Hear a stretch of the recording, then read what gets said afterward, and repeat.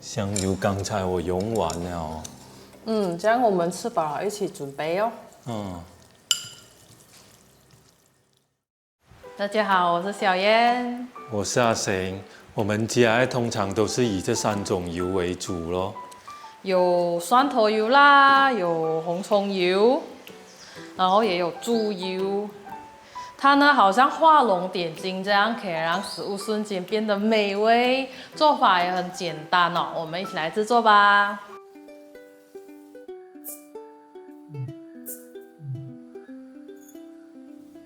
准备玫瑰红葱头，去皮清洗干净后，大约是150克这样。然后逆纹切片，这样就会有一圈圈的油葱酥。厚度尽量切的大小一致，才能均匀熟透。视频后面就会跟你说为什么要用玫瑰红葱头。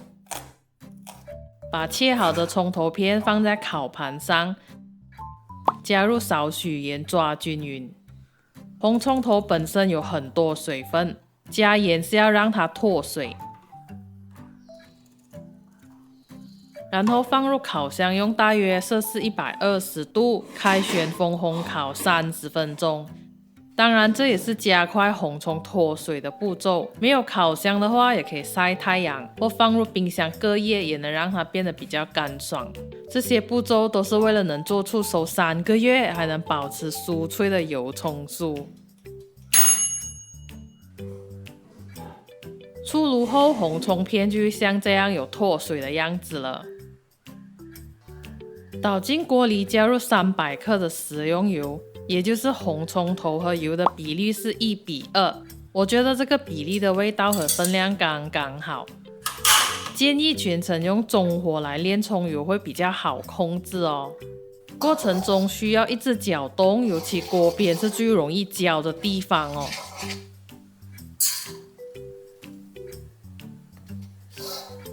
当看到大约88%的红葱开始变浅褐色时，就可以准备起锅了。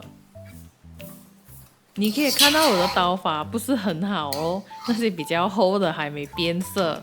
起锅后的余温还会让油葱酥变得更深色。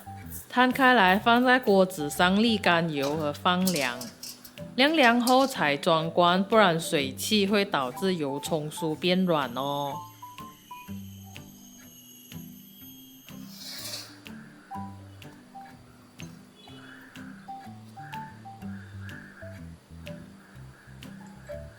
让你听一听脆脆的声音。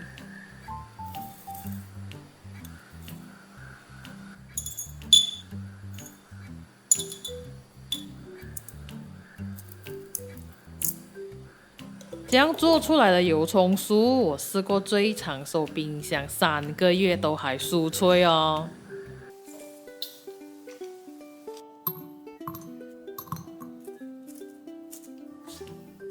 先把300克的猪油清洗一遍，我一般都会叫老板帮忙把猪油切丁，毕竟他们是专业的嘛。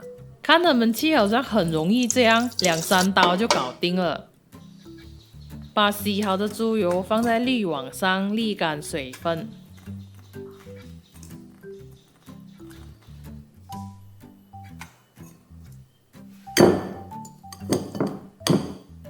然后加少许盐，搅拌均匀，放置大约10分钟这样。这个方法是一位卖猪肉的老板跟我分享的，他说这样会比较容易炼出油，而且炼好的猪油渣也会比较香脆。如果你现在还在收看的话，请点赞支持一下哦。开中小火倒入猪油。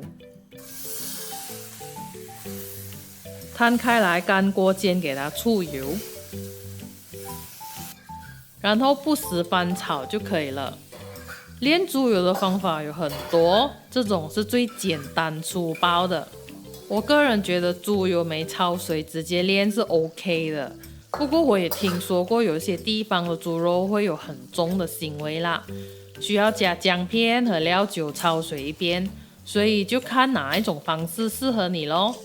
猪油出的差不多时就可以开始舀起来了，这时候的猪油很透彻也很香，可以说是初榨猪油吧。如果为了猪油渣还不够干脆，却让猪油在锅里长时间加热而错失它最佳品质的时刻，那就真的太可惜了。所以尽量用低温来萃取，就能保留更多它的营养和香气。如果在一开始就油温太高氧化了，那么我们用来二次加热炒菜时就没有那么好咯。一般上我不把猪油渣当零嘴吃啦，所以就不会炸到很干脆。猪油渣沥干放凉后才装进罐子。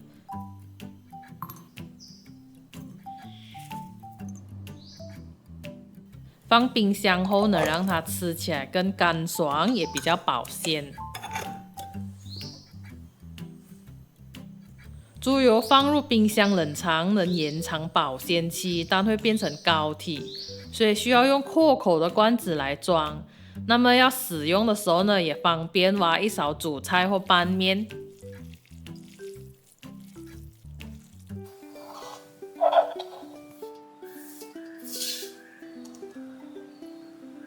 准备大约3粒的蒜头，先将它们去皮，然后切成小块，方便搅拌机打碎。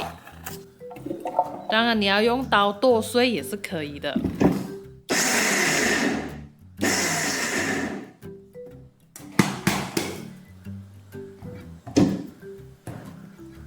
把打好的蒜头末倒入干锅，我这里大约是150克这样。然后加入300克的食用油，油和蒜的比例是2:1，我觉得用这个比例做出来的蒜头油分量和味道都刚刚好。建议用中火来炸蒜末，慢火炸才能充分的让蒜末熟透。温度太高的话，油会变质，而且拿捏不好也容易烧焦哦。全程要不停的搅拌，避免粘在锅底。当看到蒜末变成浅褐色时，就可以准备捞进滤网了。建议先把火关掉，因为这时候油温比较高，蒜末从浅褐色到烧焦只需要很短的时间。捞起来之后，余温能让蒜头酥颜色变深一点。把蒜头酥摊开来，然后搁在锅子沥干多余的油脂。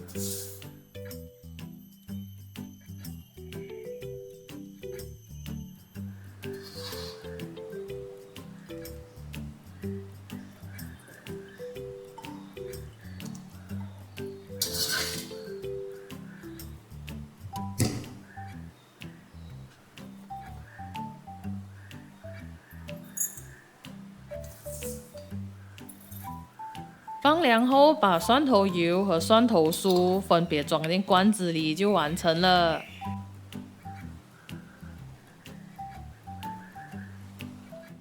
有时候懒惰煮菜的时候呢，我们就会选择在家里清蒸一些菜，然后蒸好的时候淋上一点香油，撒上蒜头酥，然后就这样简简单单就一餐啦，简单又美味。油葱酥要保持酥脆，有什么小秘诀吗？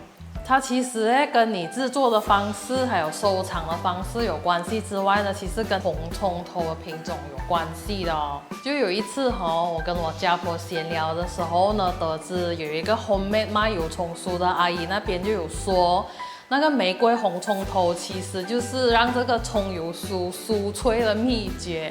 只要你用对品种呢，就能很神奇的变酥脆哦。一般上超市都会卖2种红葱头啦，然后普通的呢颜色就比较浅，也比较便宜。然后玫瑰红葱头呢颜色比较深，价钱也比较贵。用猪油拌干捞面还是炒菜，真的是一流。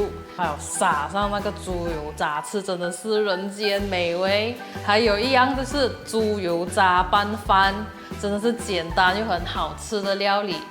如果你喜欢我们分享的内容，请记得关注我们哦。我们下个视频再见，拜拜。